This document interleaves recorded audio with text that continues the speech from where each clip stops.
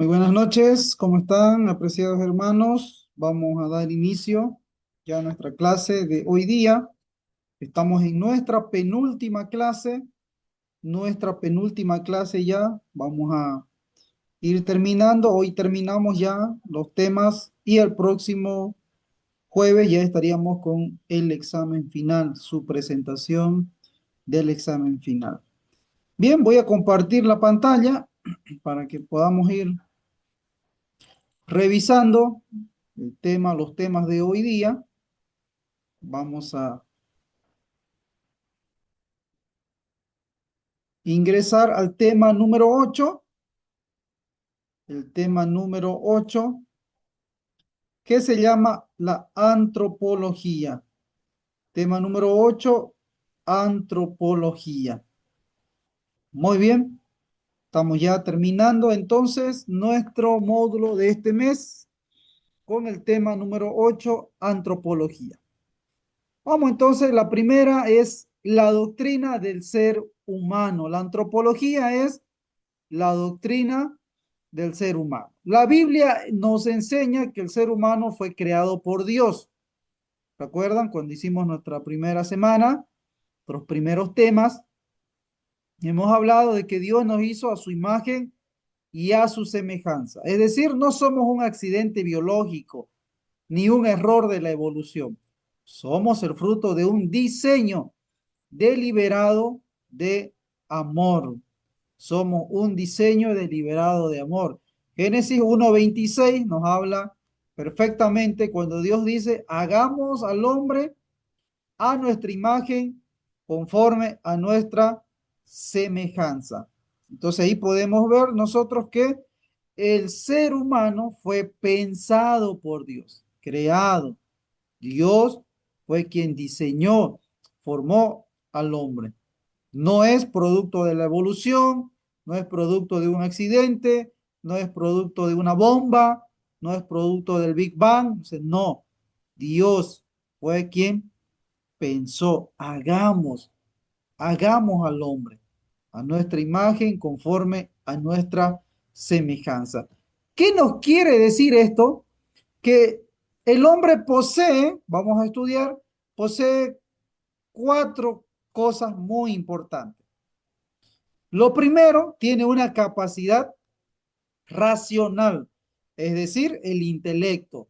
El hombre tiene una capacidad racional. Los animales no tienen raciocinio.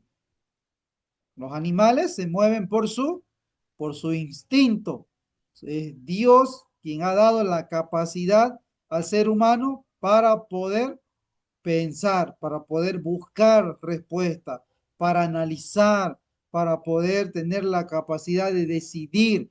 Los animales no tienen esa capacidad racional.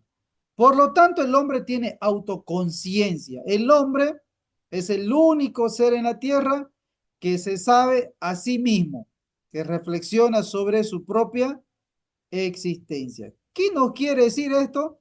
De que el ser humano se conoce a sí mismo. Cada uno de ustedes puede decir para qué es bueno. Cada uno de ustedes puede decir cuáles son nuestras debilidades. Cada uno puede decir cuáles son también nuestras oportunidades que nosotros podemos destacar. Nos conocemos, sabemos cómo son, sabemos en qué momento reaccionamos, podemos identificar qué cosas nos molestan, qué cosas nos desagradan. ¿Por qué? Porque el hombre tiene esa capacidad de conocerse a sí mismo. Nadie se conoce más que uno mismo. Ahora, Dios también nos conoce a nosotros mismos. Dios sabe cómo somos, Dios sabe lo que pensamos, Dios sabe nuestras ideas, Dios sabe lo que vamos a decidir y nosotros también. Ahora, si el ser humano tiene la capacidad racional, es decir, el intelecto, tiene también la capacidad de búsqueda de la verdad. Tiene que buscar la verdad. O sea, la razón no solamente nos tiene que servir para sobrevivir. Hay gente que sobrevive, ¿no? trabaja mañana, tarde y noche. Hay gente que sale a las 5 o 6 de la mañana, vuelve a las 11, 12 de la noche, sobrevive, llega, está cansada, está aturdida, está endeudada, está en situaciones que sobrepasan a la vida misma muchas veces, ¿no? No viven, no disfrutan de la casa, no disfrutan de la familia, no saben qué están los hijos. ¿Por qué? Porque estamos sobreviviendo nomás. Ahora, tenemos que preguntarnos cuál es la voluntad de Dios para nuestras vidas.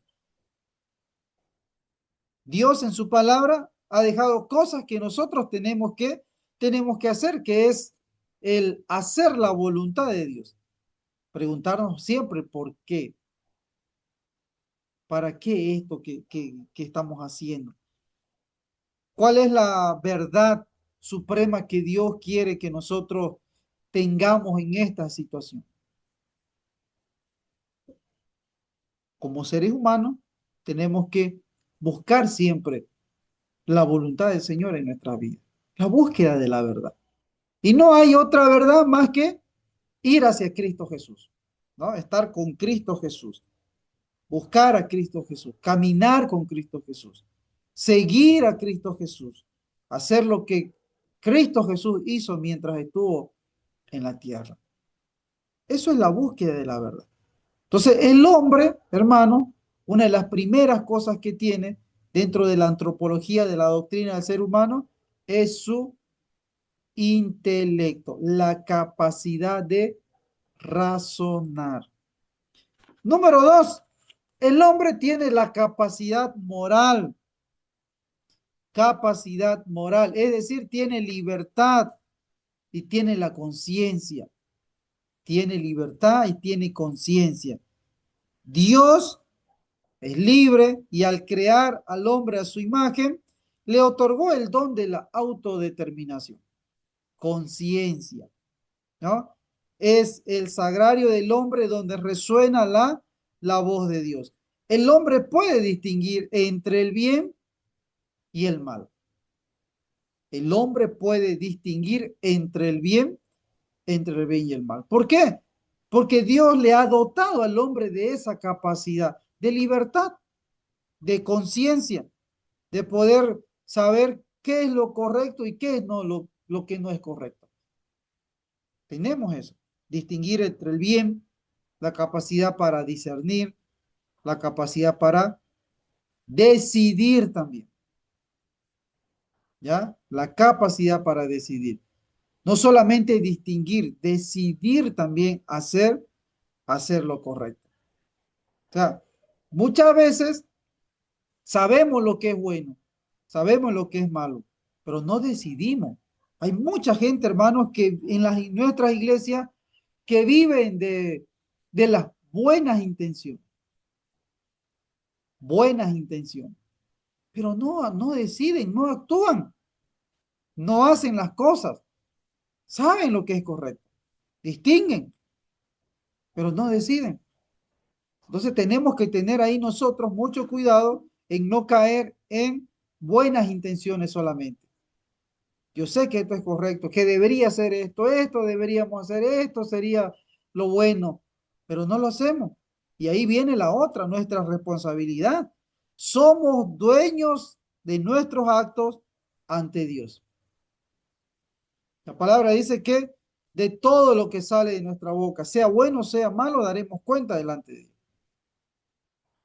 Un día estaremos delante de Dios, un día estaremos delante de Dios y rendiremos cuenta de lo que hicimos también, de lo que hicimos. Entonces, hermano, tenemos que tomar en cuenta nuestra responsabilidad dentro de nuestras vidas, dentro de la creación, dentro de nuestras iglesias también. Somos responsables. ¿Qué cosa estamos decidiendo? ¿Estamos haciendo lo correcto?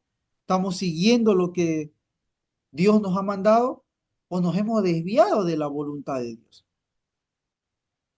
Porque a veces creemos nosotros de que el boom, la bulla es, Dios está con nosotros, pero muchas veces dentro de la escritura es en la quietud, en el silencio, donde nosotros podemos encontrar a Dios. Entonces tenemos que tomar en cuenta de que Dios nos ha dotado también de la capacidad moral, decidir entre el bien y el mal. Punto número tres. El punto número tres, tenemos la capacidad espiritual. Mire, hermano, el ser humano es un horizonte donde se encuentran la materia y el espíritu, ¿no? Cuerpo y alma, cuerpo y alma.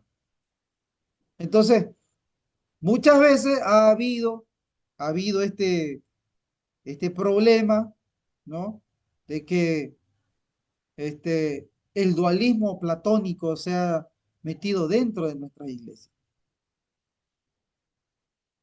O sea, tenemos nosotros de que entender de que todo nuestro ser adora a Dios, todo nuestro ser sirve a Dios, todo nuestro ser sigue a Dios. Esa es nuestra capacidad espiritual.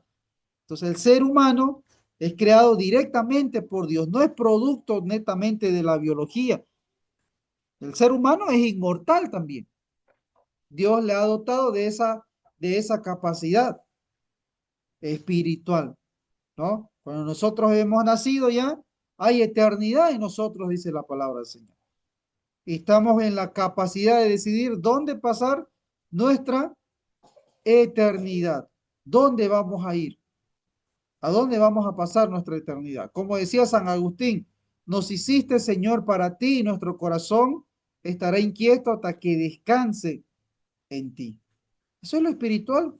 Tenemos la capacidad espiritual de búsqueda de Dios, de búsqueda del Señor, de poder escuchar la voz del Espíritu Santo a través de la palabra.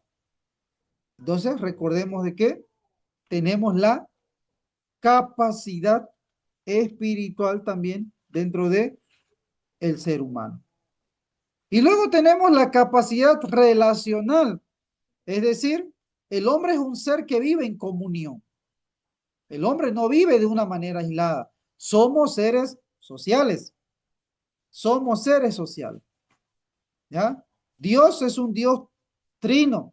Entonces el Dios el Padre, el Espíritu Santo y el Hijo también, ellos respetan, hemos dicho, cada uno dentro de su forma de poder relacionarse. No se olviden, ¿no? La relación que cada uno tiene con cada uno de nosotros. El Espíritu Santo es una persona. Cristo Jesús, una persona. El Padre, una persona. Pero viven en unidad, viven en comunión, ¿no? No viven de una manera aislada. No viven de una manera aislada. Ahora, nosotros tenemos que entender que nos necesitamos el uno al otro. Necesito yo de la otra persona. Necesito de la otra persona. No podemos decir, esta persona no sirve o no nos ayuda. No podemos decir eso, ¿no? El cerebro no puede decir de la uña, no es importante, porque la uña es importante, ¿no? Imagínense ustedes, no tienen uña, ahí se llena eso de microbios y se va comiéndose, carcomiendo nuestra piel y puede llegar a producirnos la muerte si no cuidamos eso. ¿Por qué? Porque nos necesitamos uno al otro. Necesitamos de la otra persona. Lo segundo, hermanos, es que tenemos la diferencia entre varón y varón y mujer. No hay más. Creó Dios hombre y mujer. Entonces hay una distinción entre los dos sexos, pero también hay una unidad cuando está en el matrimonio.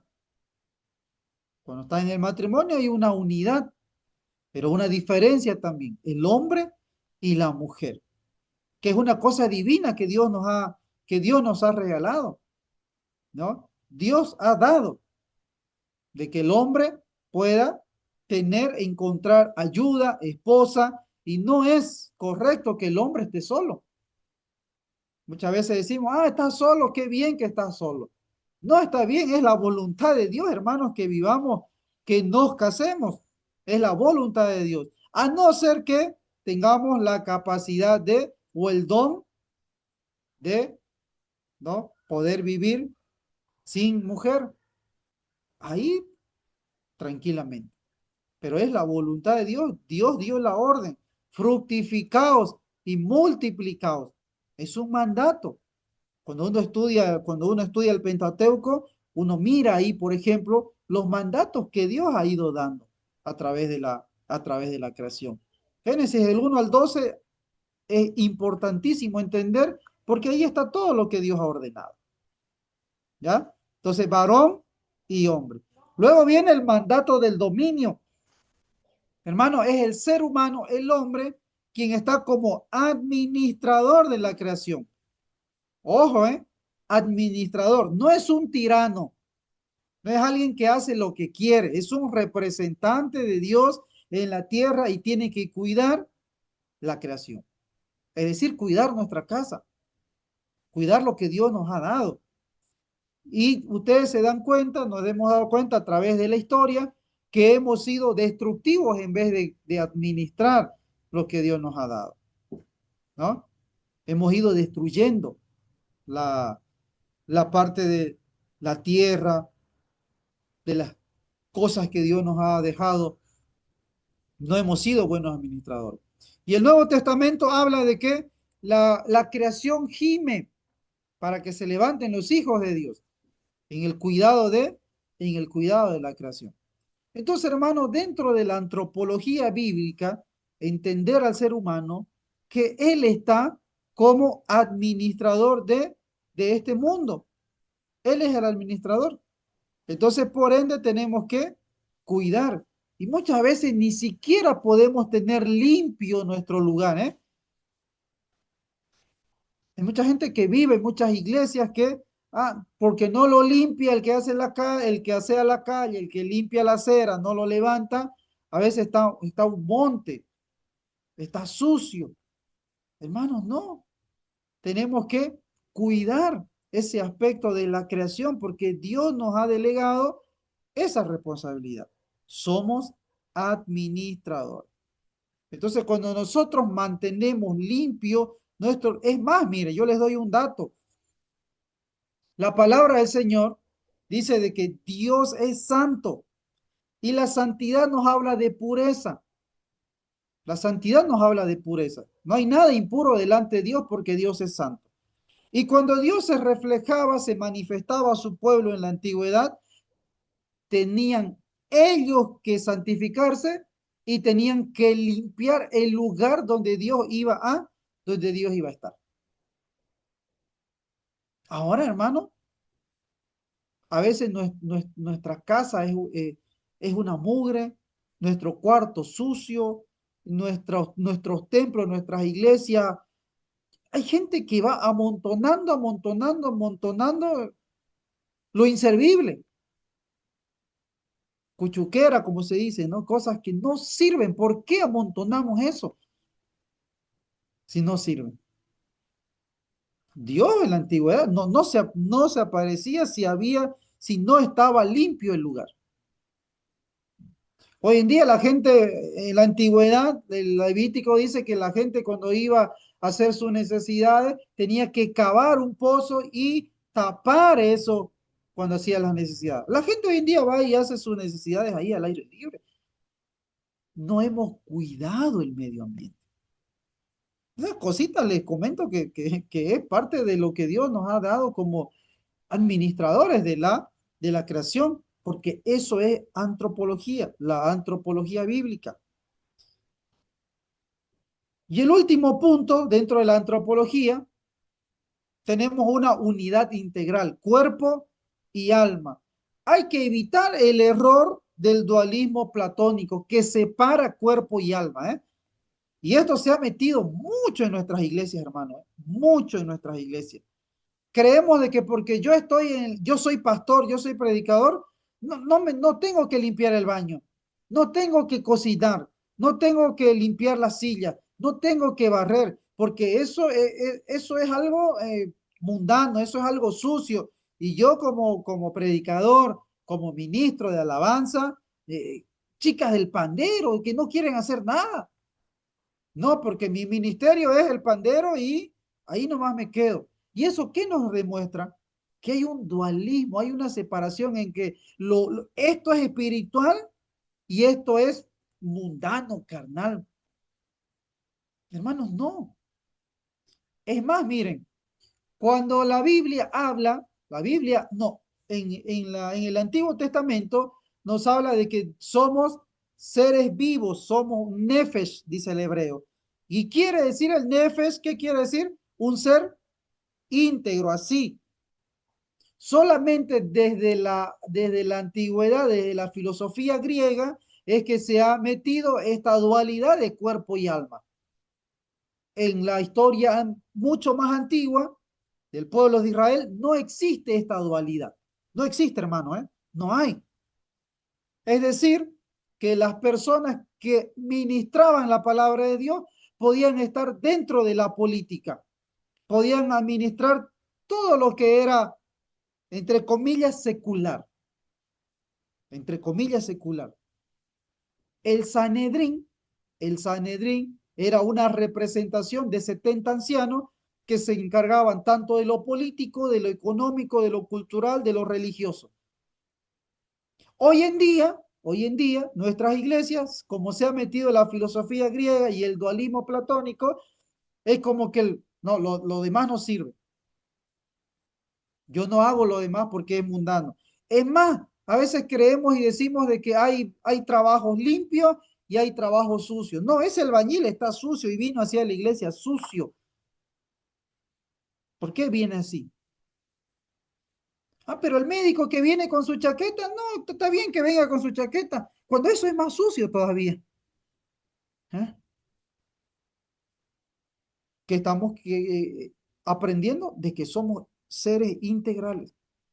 El apóstol Pablo luchó mucho contra esto. ¿Por qué? Porque en el Nuevo Testamento, la antropología del Nuevo Testamento, por ejemplo, era un dualismo platónico que se había bien metido dentro de las iglesias. Cuando la gente venía a escuchar la palabra de Dios, después, después de terminar de escuchar la palabra de Dios, como había una división entre cuerpo y alma, entre el espíritu y lo que no, y lo mundano, se iban a la prostitución,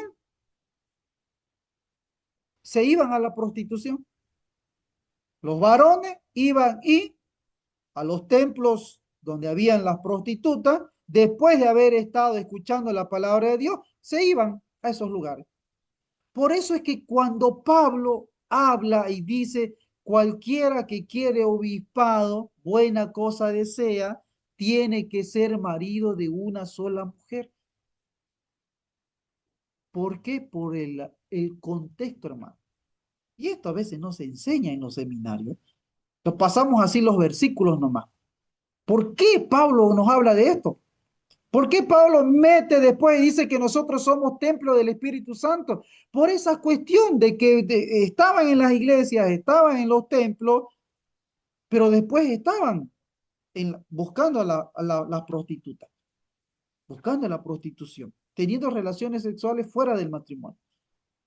Cosa que para griegos y romanos era cosa natural.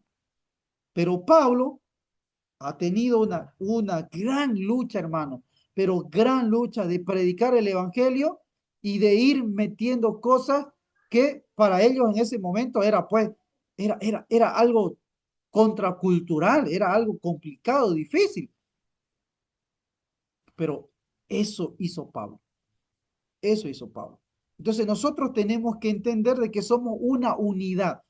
Yo les hablo de cuerpo, de alma, de espíritu, para que entendamos de que es la manera en la que hoy se divide, pero no hay una división como tal. Eso ha sido una filosofía que se ha inmergido dentro de la iglesia cristiana. Pero somos integrales, somos un ser. La Biblia dice, y fue ser vivo. Entonces, cuidemos nosotros de andar dentro del dualismo platónico también. Hay una unidad sustancial. El hombre es su cuerpo y es su alma. No hay separación. No hay. Somos templo del Espíritu. El cuerpo es sagrado. Nuestra alma también, el espíritu, todo, el cuerpo, alma y espíritu es sagrado. Y todo está llamado a la resurrección. A veces pensamos y decimos, y si me quebro el brazo, y si pierdo un ojo, y si esto, y si estoy enfermo de esto, ¿qué va a pasar en la resurrección? Tal cual somos, así nos vamos a ir. Tal cual somos. No es que vamos a cambiar cuando el Señor nos llame a su presencia. No, yo soy así, flaco, y así voy a desaparecer cuando el Señor me llame, ¿no? ¿Por qué? Porque tal como somos un ser vivo, la encarnación, la materia es sagrada porque fue asumida por Cristo. Cristo Jesús se hizo carne y sangre por nosotros, para que nosotros pudiéramos ser redimidos por él. Entonces ahí, hermano, esto es parte de la antropología dentro de la antropología bíblica. Muy bien, ese ha sido nuestro tema número 8. Tema número 8. Vamos al tema número 9. Si hay alguna pregunta, ahí creo que está hermano Álvaro, el único que ha entrado. Vamos a tomar la lista. Buenas noches, pastor. Sí, no, ninguna pregunta, pastor. Ya, muy bien. Todo Vamos claro. entonces al tema número 9. Tema número 9 es la doctrina del pecado. El tema, la materia es introducción a la teología. Entonces hemos hecho una introducción a cada uno de los aspectos que más adelante ya lo vamos a ver mucho más a profundidad. Por eso es teología 1, introducción a la teología. Entonces, cuando hablamos nosotros de la doctrina del pecado, tenemos que entender de que el pecado es la desobediencia del ser humano a la voluntad de Dios. Es la desobediencia del ser humano a la voluntad de Dios. ¿Cuál es la definición teológica del pecado?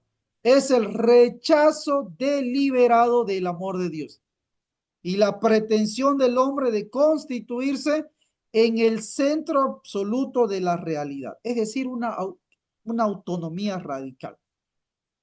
Eso es la definición del pecado, teológicamente. Es el rechazo, o sea, deliberado, intencional. No quiero saber de Dios. Y la pretensión del hombre de que no necesito de Dios. Yo lo puedo solo. Eso es absoluto de la realidad del hombre, de decir, no necesito a nadie más en mi vida. Eso es la naturaleza del pecado, ¿no? O de entender cuál es el significado de pecado. Ahora vamos a ver cómo entró el pecado dentro del ser humano a la tierra, ¿no? A la vida. El pecado original, la caída.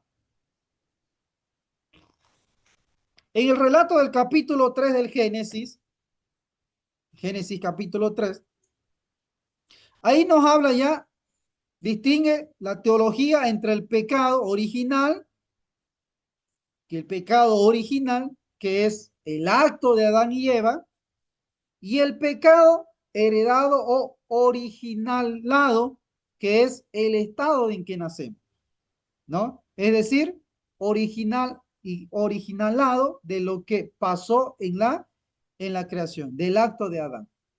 Nosotros hemos heredado ese, ese pecado original, por eso se llama el pecado original, ¿ya? Lo hemos heredado de el acto de pecado, de transgresión, de rechazo a lo que Dios había mandado.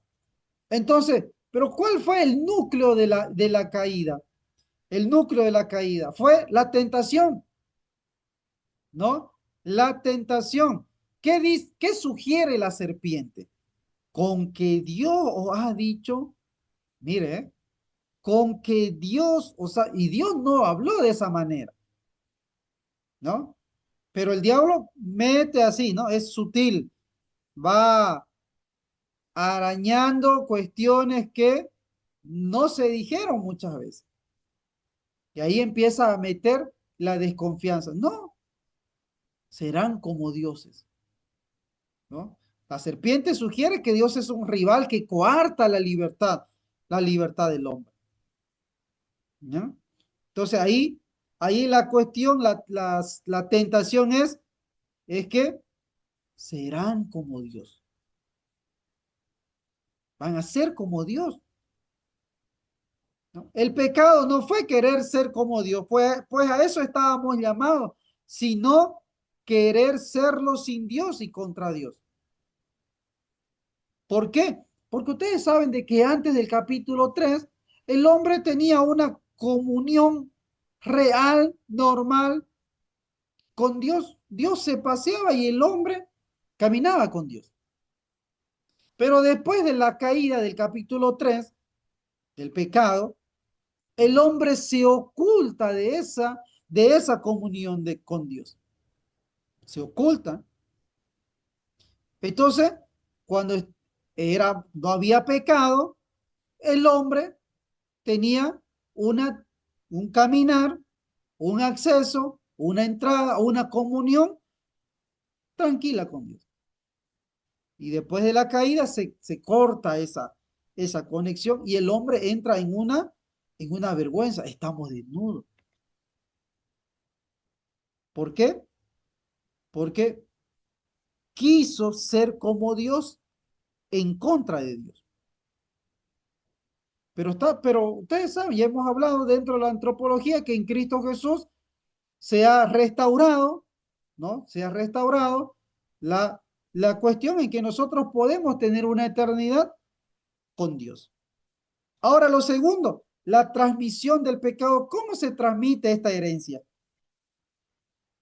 A través del pecado original, que es la propagación de la naturaleza humana privada de la santidad original.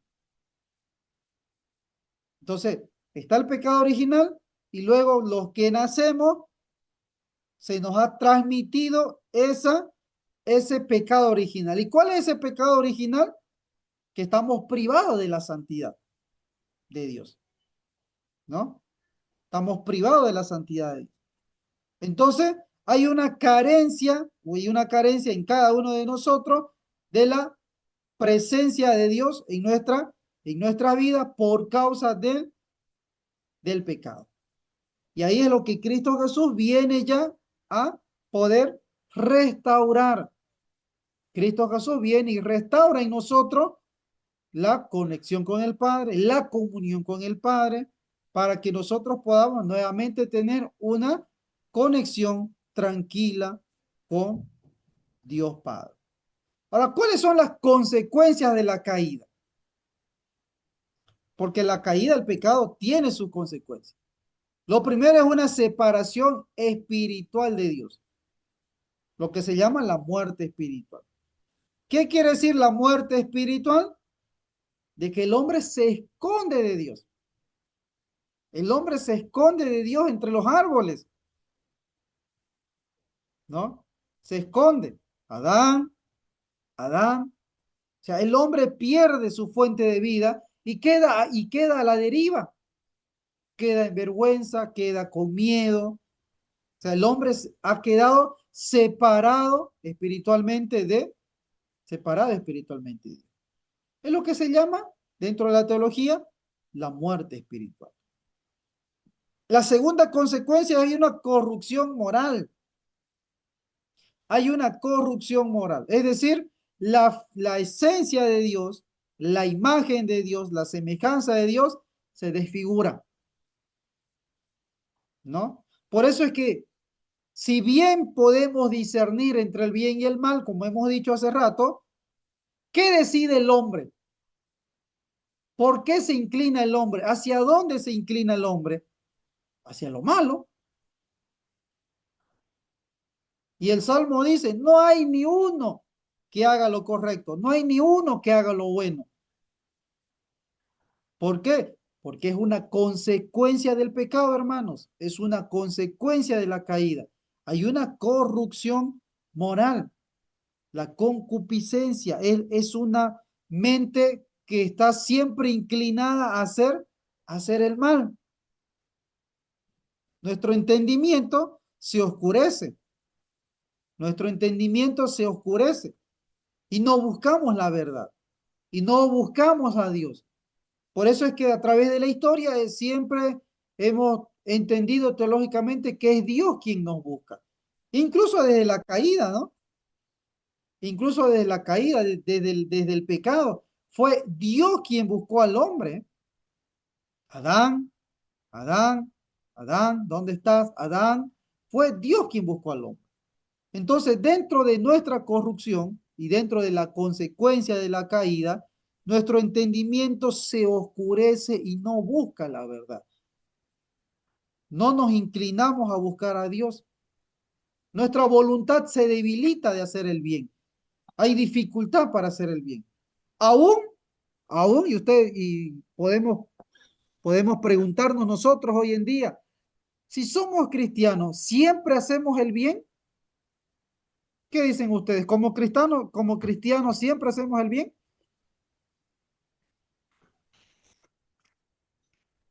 No, pastor, fallamos. Fallamos. Hay la lucha, ¿no? Entre el espíritu y la carne. El espíritu y la carne. ¿Ves? ¿Por qué? Porque nuestra voluntad se debilita para hacer el bien. Eso es consecuencia de la caída. ¿Ya? No nos olvidemos. Vamos a arrastrar esto, la consecuencia de la caída, la vamos a arrastrar hasta que el Señor venga. Recién ahí vamos a ser enteramente perfectos. Ahora hay algo muy interesante que nos habla Juan, la primera carta de Juan, ¿no? Que nos dice de que, y la sangre de Cristo Jesús nos limpia de todo pecado. ¿Qué nos quiere decir esto? Nos habla de la consecuencia de la caída en el Edén. De eso está hablando. O sea, la consecuencia del pecado original lo hemos heredado y eso está en nosotros.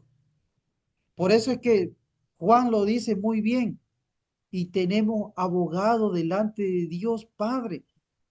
Cristo Jesús es nuestro abogado. Que si nosotros fallamos, como dice nuestro hermano Marco, fallamos. Eso es consecuencia de la caída.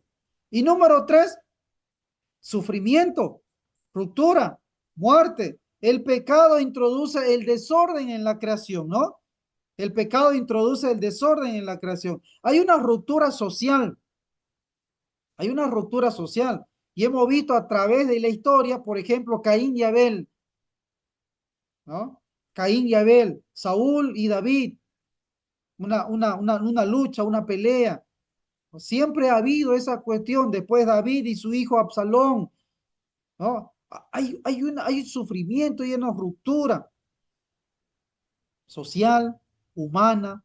Hay una ruptura ecológica también, ¿no? En vez de ser administradores de la creación de Dios, nos hemos vuelto personas hostiles de la creación de Dios. Que nos aprovechamos, que no cuidamos, que no administramos, que no somos personas que cuidamos el medio ambiente. A veces nosotros mismos somos destructores del medio ambiente. Hay una ruptura ecológica. Y luego viene la muerte, ¿no? La muerte. Biológicamente, hermanos, todos estamos destinados a la muerte, que es la primera muerte. Y luego viene la segunda muerte, que es la muerte final, que si no hemos aceptado a Cristo Jesús en vida, nos vamos a ir a una separación eterna de Dios, que es lo que se llama la segunda muerte. Pero todos vamos a pasar por la muerte biológica, ¿no? Pero esa muerte biológica es un tránsito, ¿eh? Es una pasada nomás, es algo momentáneo, que después vamos a ir a nuestra eternidad, a la eternidad con Cristo o a la eternidad sin, sin Cristo. Eso, hermano, es lo que entendemos dentro del pecado. ¿Preguntas hasta aquí? ¿Dudas? ¿Comentarios? Pastor, una consulta. Mil disculpas por la tardanza, acabo de llegar a casa. Una preguntita. ¿Cómo afecta esto en cuanto al pecado al entendimiento y a la voluntad del hombre? ¿Ya? Muy bien. Afecta en que hemos dicho, nosotros ya no recurrimos a buscar la verdad. ¿Por qué? Porque está como dice el Nuevo Testamento, estamos enceguecidos, nuestra mente está entenebrecida. No buscamos normalmente a Dios. Por eso es que decimos de que el ser humano por naturaleza, ninguno de nosotros podemos decir, ay, jactarnos, yo busqué a Dios. No, Dios nos buscó a nosotros. Recién cuando hemos accedido y hemos respondido a que Dios nos buscó, ahí, hermano, podemos decir que buscamos a Dios, que busco a Dios, que sirvo a Dios, que amo a Dios. Pero ni siquiera puedo jactarme tampoco de que yo amo a Dios porque Dios me amó primero a mí.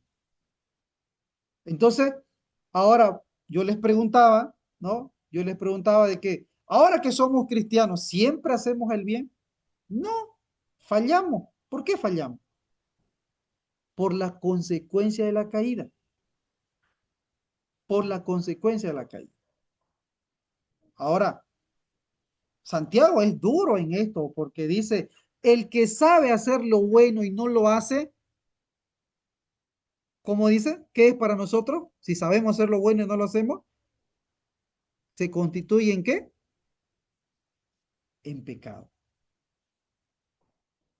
Entonces ahí, hermano, la cuestión teológica del pecado, ¿no? Ahora, siempre estamos dispuestos a orar, siempre estamos dispuestos a leer la Biblia, siempre estamos dispuestos a evangelizar. O sea, también hay hermano, en nuestras iglesias, la gente sabe que tiene que evangelizar.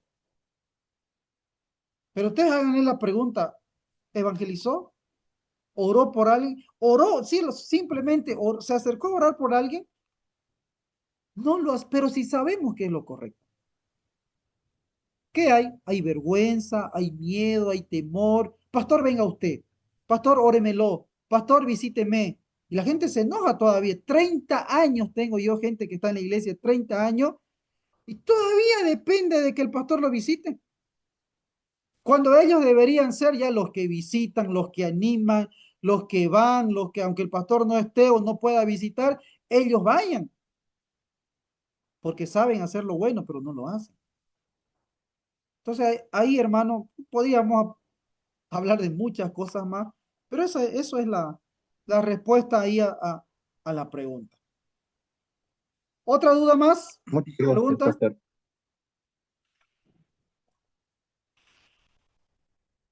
¿Ninguna? Muy bien. Ya vamos al tema número 10, ¿no? Tema número 10, Cristología, ahí en sus textos. Pueden seguir también el tema número 10. Con esto ya terminamos y luego vamos a hablar del examen final. Tema número 10 nos habla de la Cristología. La Cristología. ¿Qué es la Cristología? Es el estudio de Cristo, ¿no? Cristología es el estudio de Cristo Jesús. Ahora, si el pecado y las consecuencias del pecado han traído muerte, ¿qué ha traído Cristo Jesús hacia nosotros? La salvación, la vida.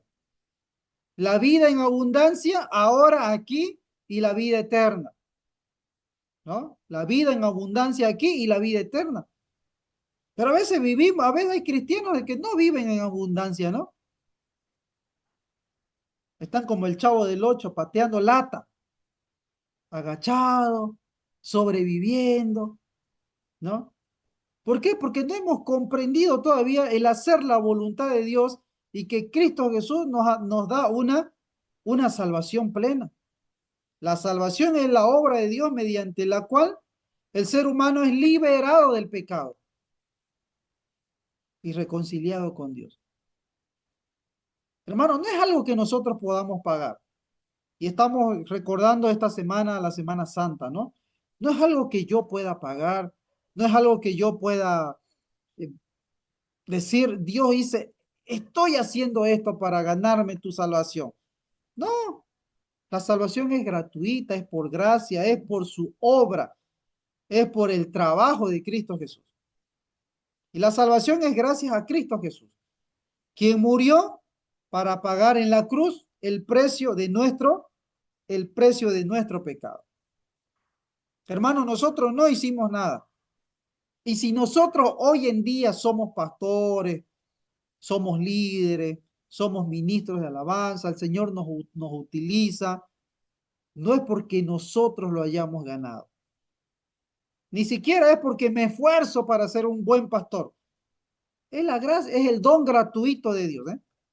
Es el regalo inmerecido de Dios hacia cada uno de nosotros. Y Pablo lo decía muy bien. Y ay de mí si no predicara el evangelio. Hay, necesidad me es impuesta. Hay una necesidad impuesta en mí que yo tengo que predicar sí o sí, que yo tengo que enseñar sí o sí, que yo tengo que estar con la gente que necesita escuchar el evangelio. Y ay de mí si no lo hago. Ese es el don de Dios, es la salvación gratuita de Cristo Jesús. Ahora, dentro de la salvación nosotros encontramos cuatro pilares muy importantes dentro de la soteriología, lo que se llama la soteriología, la salvación. Hay cuatro pilares muy importantes dentro de esto. Ahora, hay mucha gente que no lo comprende esto, ¿no? Hay gente que dice, no puedo captar muy bien la parte de la soteriología. Aquí vamos a explicar, vamos a hacer una introducción a cuatro por lo menos de ellos. Número uno, número uno tenemos la justificación. A ver, ¿qué entiende, hermano Álvaro, por la justificación? A ver, ¿qué es la justificación? Así en sus propias palabras nomás, sin entrar en teología, digamos. Porque es una, pastor, creo que para mí sería ser declarado justo, pastor, ¿Ya? justificado, pastor. Eso, muy bien. Eso, justificación, cambio de estatus. Cambio de estatus. Es decir, soy culpable, ¿no? Somos culpables. Pero en el cambio de estatus, soy declarado justo. Soy declarado justo, ¿eh? Lo que se habla en el ámbito legal, declarado justo. ¿Por qué somos declarados justos? Por el acto de Dios. Es el acto por el cual Dios nos declara a nosotros justos. Ojo, no es que no hayamos pecado, ojo, no es que no hayamos pecado. Todos somos pecadores. Pero por el acto legal de Dios y la justificación cambiamos de estatus y Dios nos dice en Cristo Jesús, Douglas, Álvaro, Marco, es justo. Es decir, hay un sentido judicial. No es que el hombre deje de ser pecador. No, es en Cristo Jesús, que el acto judicial del Padre nos declara justos por él. Ahora, ¿cuál es el efecto de la justificación? ¿Cuál es el efecto de la justificación? Ya no somos enemigos, ya no somos extraños, somos hijos de Dios. Qué lindo, miren. Ya no somos desconocidos, no somos extraños, no somos enemigos de Dios. Somos hijos de Dios. Eso es la justificación. Cambio de estatus, por el acto divino, un sentido judicial, que somos declarados justos, y hay un efecto inmediato. Somos hijos de Dios, ¿no? Hemos pasado de ser enemigos a ser hijos de Dios. Eso es sencillamente, hermano, la justificación. ¿Ya? ¿Pregunta? ¿Duda de ahí?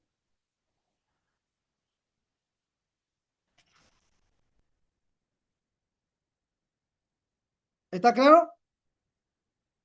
¿Justificación? Sí, pastor. Ya, muy bien. Entonces, cambio de estatus, acto divino, sentido judicial, hijos de Dios. Sencillo, es fácil, hermano, para que lo comprendamos. Ahora vamos al número dos, la regeneración.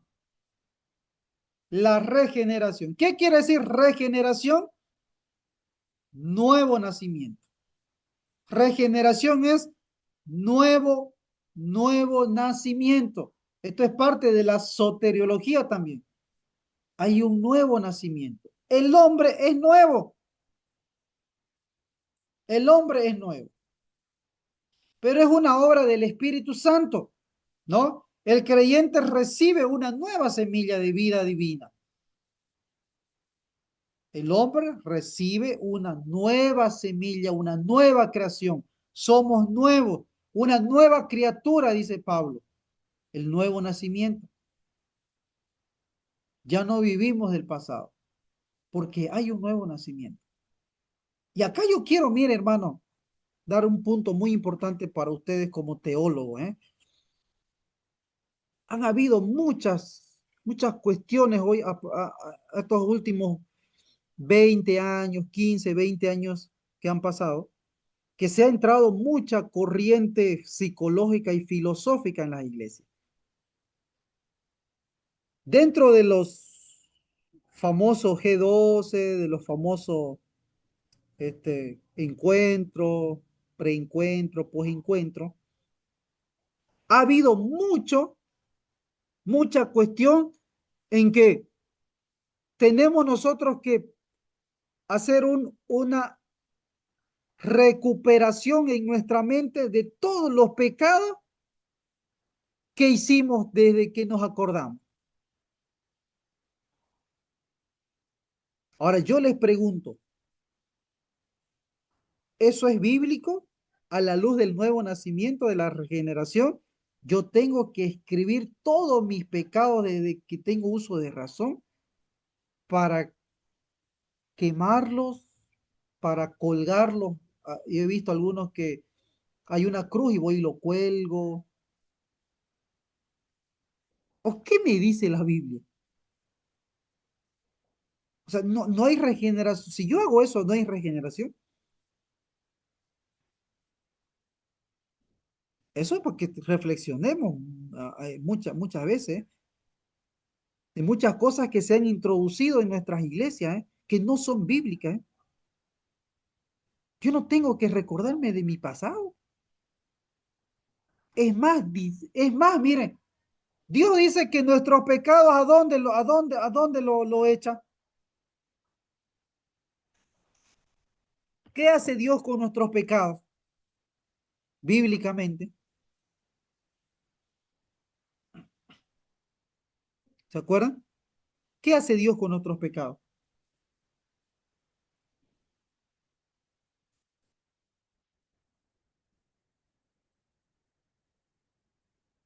¿Mm?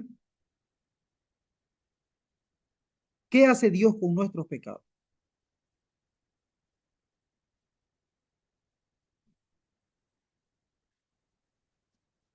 Perdona y elimina.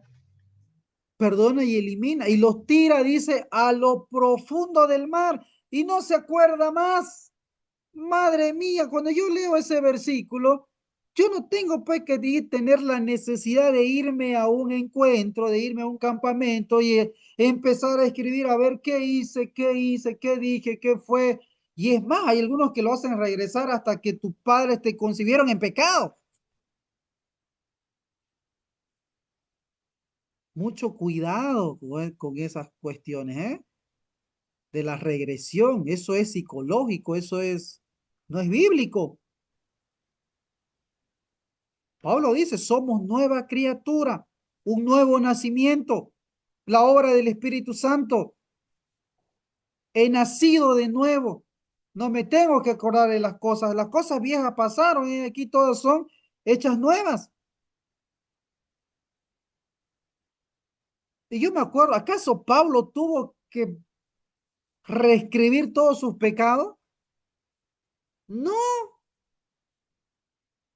Pablo 2 veces nombra lo que él hizo y lo hace para predicar a los romanos. No, él no está viviendo, ay, yo era perseguidor, ay, no merezco ser discípulo, no merezco ser apóstol de Cristo, ay, no merezco predicar el evangelio, ay, yo perseguí a la iglesia, ay, yo maté gente, ay, yo encarcelé personas. No, hermano, Pablo dice, yo miro al frente, dejando todo lo que queda atrás, miro al frente a mi llamado supremo. Eso es nuevo nacimiento. Nuevo nacimiento. El Espíritu Santo infunde la gracia santificante, permitiéndonos participar de la naturaleza divina de una manera real. Todo lo que hicimos, hermano, Dios lo ha perdonado, lo ha olvidado. O sea, hay un nuevo empezar. Hay un nuevo empezar. ¿Mm? Ahora, aunque humanamente nosotros nos recordamos y decimos, porque a veces pensamos, ah, yo estoy cantando, yo estoy predicando y siento que no merezco estar al frente, no merezco estar esto, no merezco hacer esto. Es verdad, no lo merecemos, pero es la obra del Espíritu Santo en el nuevo nacimiento. Tenemos que dejar a un lado esos pensamientos que no vienen de Dios, porque el Espíritu Santo tiene que trabajar en nosotros para ir nuevamente creciendo a la estatura del conocimiento de Cristo. Y en eso nos ayuda el Espíritu Santo, ¿no? A llegar a la estatura plena del conocimiento de Cristo Jesús. Preguntas de la regeneración, dudas. ¿Está claro? Amén, pastor. Sí, Y ya pastor. más adelante, a ver, en teología 2 en toda soteriología, en eso ya vamos a profundizar mucho más en esto, hermano, ¿no? A ver si no tenemos tiempito ahí. Número 3, tenemos la santificación. Tenemos la santificación. ¿Qué es la santificación? Es crecimiento, ¿ya? La santificación es que, a diferencia de la justificación es instantánea. El nuevo nacimiento, la regeneración es instantánea.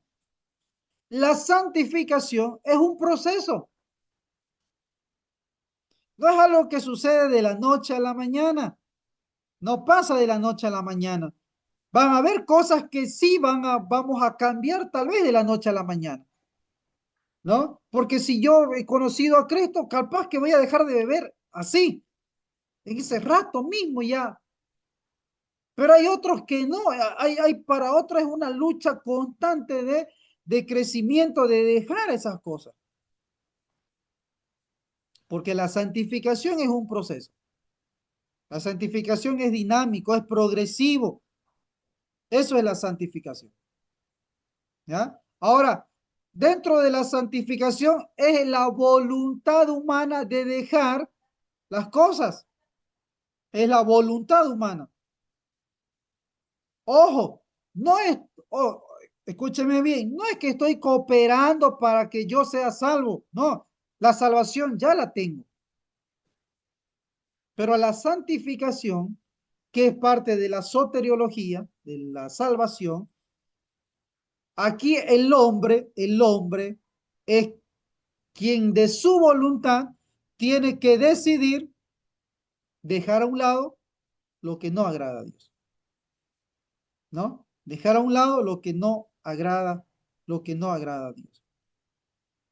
Ahora, acá parte mucho de que nosotros seamos dependientes del Espíritu Santo, de orar, de clamar, de decir, Señor, lucho con esto, me cuesta esto, ayúdame, socórreme, auxíliame.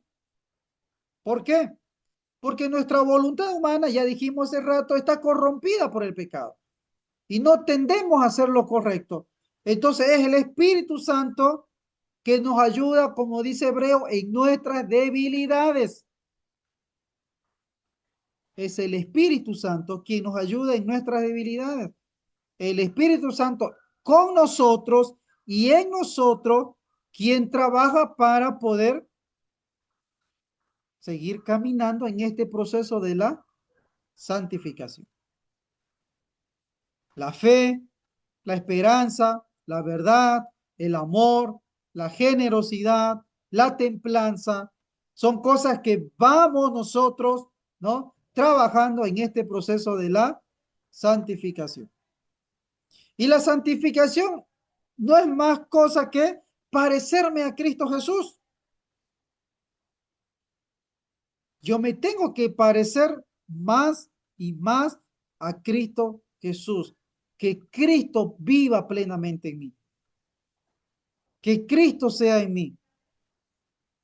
Es interesante lo que dice Juan.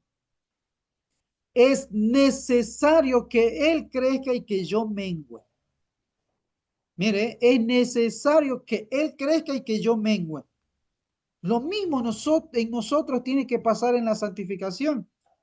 Menos de Douglas, menos de Marco, menos de Álvaro, menos de nuestros hermanos en la iglesia y más de Cristo. Más amor, más templanza, más generosidad, más oración, más búsqueda de Dios.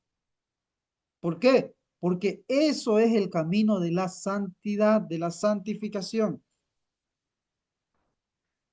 Ahora, yo siempre digo que cuando nosotros caminamos en la santidad, sucede lo que dice Malaquías.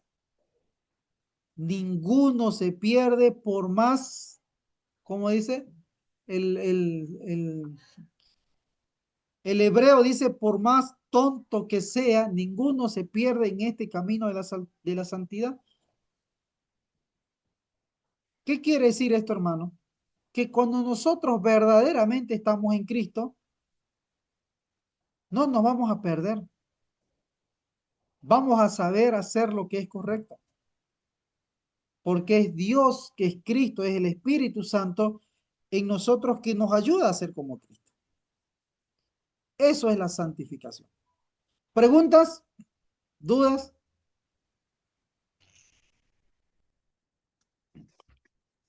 Una consultita, pastor, con el anterior concepto. ¿Cuál es la relación entre la gracia santificante y la adopción filial en la degeneración? ¿Ya? Muy bien. Ah, no olvidemos de que, miren, les recuerdo de que todas estas cositas nosotros lo estudiamos de una manera aislada, ¿no? Ahora, todas estas cosas que hablamos de la soteriología pasan en todas las personas. Es decir, no hay diferencia entre Marcos y Álvaro y Douglas. ¿Por qué? Porque cuando nosotros hemos venido a Cristo, hemos sido declarados justos, hay una nueva vida, tenemos que caminar en la santificación, tenemos que caminar en la gloria, va a haber una glorificación, ¿no? Hay una santificación inicial, hay una santificación progresiva y hay una santificación final. Ya eso más en la otra materia vamos a ver. Pero no hay, hermano Marco, no hay una diferencia. ¿Por qué? Porque en Cristo Jesús en su obra, en su muerte, en su resurrección, hemos sido adoptados, hemos sido santificados, hemos sido regenerados, hemos sido justificados y ya caminamos en la glorificación. Es decir, somos salvos, pero todavía no. Ahora me van a decir, ¿cómo? ¿Qué es eso, pastor? Me pueden decir. Somos salvos, pero todavía no. ¿Qué quiere decir eso? Que ya disfrutamos de la salvación de Cristo Jesús en nuestra vida. Pero la pregunta es, ¿nos enfermamos o no nos enfermamos? ¿Se enferman o no se enferman? Ustedes. ¿Lloran o no lloran? ¿Sufren o no sufren? ¿Hay muerte o no hay muerte? Entonces, repito, ¿no? De lo que preguntaba, somos, pero todavía no. O sea, sí disfrutamos de la plena salvación de Dios, pero todavía esperamos que el Señor venga y nos lleve a su presencia. Pero todo sucede rápidamente así, ¿no? La adopción, la regeneración, la santificación. Ahora, dentro de la santificación hay cosas que nosotros tenemos que hacer. Porque cuando dice la palabra del Señor, guardaos cuerpo, alma y espíritu para el día final. ¿Quién tiene que guardar? ¿Quién tiene que guardarse? ¿Quién lo tiene que hacer? ¿Dios? ¿El Espíritu Santo? ¿O quién tiene que guardarse? ¿Quién decide no andar en fornicación? ¿Quién decide no andar en adulterio? Uno mismo, ¿no ve? Uno mismo. Entonces, ahí la santificación, nosotros decidimos caminar en ella. ¿Está claro, mano Marco? Amén, pastor. Esa era mi duda. Muy bien, vamos al último, ya para terminar. Tenemos la glorificación, lo que decía, ¿no? Tenemos la glorificación. La glorificación, hay la glorificación inicial y está la glorificación final. La glorificación de la hora. Cuando yo vengo a Cristo Jesús, ya soy salvo, ¿no? Mas a todos los que recibieron, a los que creen en su nombre, le dio potestad de ser hechos hijos de Dios. Pero a los que no lo recibieron, ya han sido condenados. Es decir, somos salvos y vamos a ser salvos en la glorificación final. Entonces, cuando hablamos de la glorificación, estamos hablando de el destino final. Hay una culminación de la salvación, ¿no? Hay una culminación de la salvación. Cuando terminen los tiempos, cuando el Señor venga, nos llame a su presencia, va a ocurrir esa glorificación final. Ese día glorioso que vamos a ser cuerpos transformados, tal cual fue Cristo Jesús, cuerpos transformados, sin corrupción, sin dolor, sin muerte. Por eso yo le decía hace rato, ¿no? En la pregunta, somos salvos, pero todavía no, porque todavía hay dolor, porque todavía hay enfermedad, porque todavía hay tristeza, porque todavía hay muerte. Tenemos pastores que mueren, tenemos líderes que mueren, tenemos nuestra familia que mueren, pero es un tránsito hacia lo que va a ser la glorificación, nuestro destino final, ¿no? Nuestro destino final. Y nuestro destino final, hermano, es ver a Dios cara a cara. Es ver a Dios cara a cara. Es que el Señor nos diga, entra al gozo de tu Señor. Entra al gozo de tu Señor por cuanto fuiste fiel, ¿no? Y que Él nos premie, que Él nos recompense. Aquí está la piedrita, aquí está el fruto de que estaba en el Edén. Hay tantas cosas que nos habla Apocalipsis que están preparados para los que lleguen a ese destino final, lleguen a la glorificación final. Entonces, hermano, tenemos que entender de que la soteriología o la salvación, ¿no? Son cosas que ya están, que ya tenemos, pero que hay cosas que todavía las vamos a disfrutar en el tiempo que el Señor venga y lo determine. Hay una glorificación inicial, hay una glorificación final. Hay una santificación inicial, hay una santificación progresiva y hay una santificación final. Entonces, ¿qué es lo que nos queda a nosotros? ¿Qué es lo que nos queda a nosotros? Nos queda, ¿qué tenemos que hacer? Ser fieles al Señor. Tenemos que ser fieles al, al Señor. ¿Preguntas? Hemos terminado. Hemos terminado los temas de Teología 1, Introducción a la Teología. ¿Alguna duda, alguna pregunta?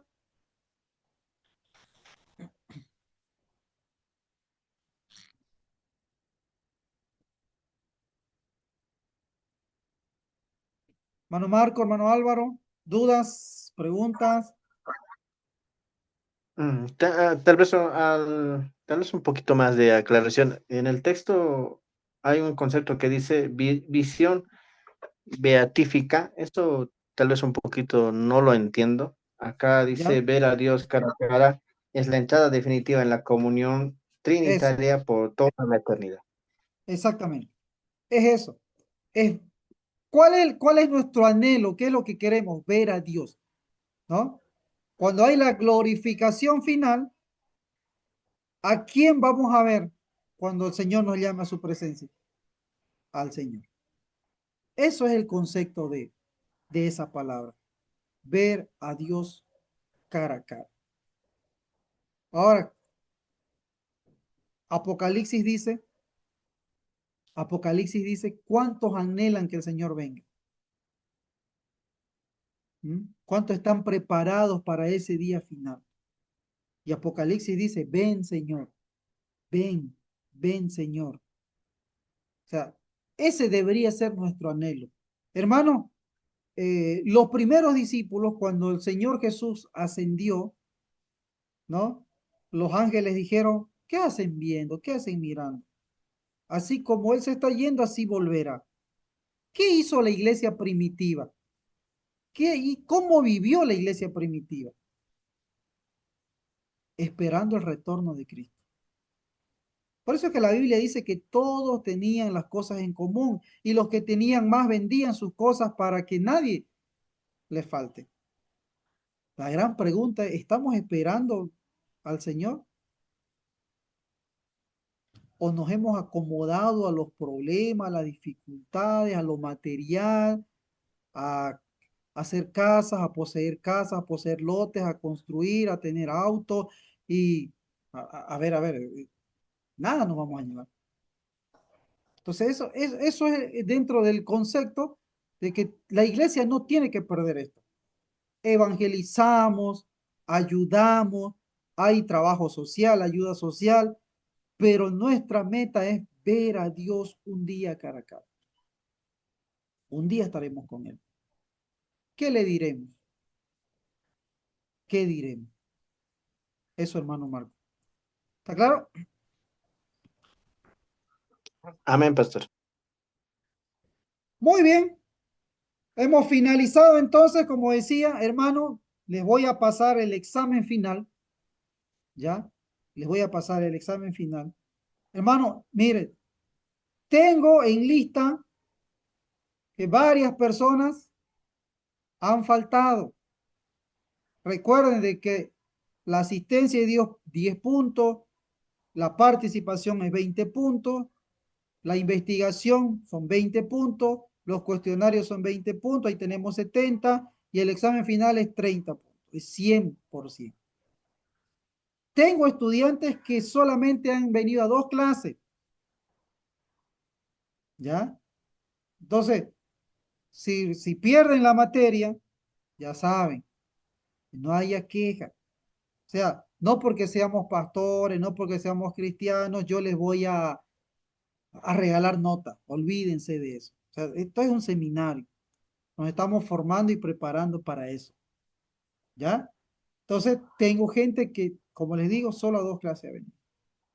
Entonces, si no le da la nota, ahí, tranquilo nomás, repetir el próximo año o cuando se abra la materia. Otra de las cosas que quiero hacerles acuerdo, hermano, es que aquí en Santa Cruz se ha tomado la decisión de pasar 2 días nomás de clase. Y en La Paz son 4 días y el sábado. ¿Ya? Ustedes saben, nos hemos chocado con La Paz por esa cuestión. Por eso que no querían que estudiantes de La Paz vengan a Santa Cruz. ¿Por qué? Porque ellos decían, le están huyendo a pasar las clases presenciales. Entonces, hermanos, yo les llamo a la reflexión de que si bien estamos en Santa Cruz y estamos solamente 2 días, ocho clases al mes, traten de no faltar. Porque si no, si me preguntan, vamos a llegar a tomar la decisión de que lo que ya se había decidido, ¿no? De que se queden nomás en La Paz lo de La Paz y en Santa Cruz de Santa Cruz. Entonces traten por favor de estar en las clases, ¿ya? Traten de estar en las clases. Son 2 días, 1 hora y media que tratamos de hacerlo para que no sea aburrido ni cansador. Entonces, eso hermanos les recuerdo, ¿ya? ¿Está claro? Les voy a pasar el Word al grupo de examen final. Hay un caso de un joven X en la que ustedes teológicamente van a responder cómo evangelizarlo a ese joven.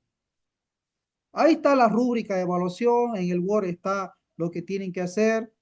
El video, me van a hacer un video entre 5 y 10 minutos. Van a responder teológicamente, con los atributos de Dios, con la antropología, van a responder desde la teología, van a responder desde la soteriología, lo que hemos visto. O sea, yo quiero ver cómo ustedes han comprendido para compartir el Evangelio a esa X persona que está dentro del Word del examen final. Si surgiera alguna pregunta, ahí en el grupo usted me la hace nomás. ¿Cuándo es el plazo? El día jueves, hermanos, en el horario de la clase, usted lo va a presentar su video y vamos a debatir, charlar, comentar de acorde a la materia, cómo fue su respuesta. ¿Está claro? Hermano Álvaro, hermano Marcos, eso es el examen final de 30 puntos. ¿Dudas? Amén, pastor. No, pastor, está claro. ¿Mm? Perdón, pastor. Adelante. Nomás, querido Alvarito. Gracias, Marquito. No, yo decía que está claro, pastor. ¿Ya? Muy bien. Eso, hermano, entonces está sencillo el examen, solo que ya es algo, es un producto final. No me gusta hacer cuestionarios, preguntas esas, porque ya lo han hecho ya, ¿no? Ya lo han hecho. Entonces, no se olviden, cuestionario 8, 9 y 10, ¿ya? Lo presentan también antes de la clase del día jueves.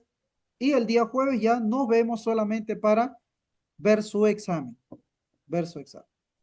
Muy bien, que Dios me los bendiga. Hasta el día jueves estaremos terminando y el lunes ya estaríamos comenzando y el martes la siguiente materia. Que Dios me los bendiga, hermanos. Buen descanso. Igualmente, pastor, bendiciones. Bendiciones, pastor.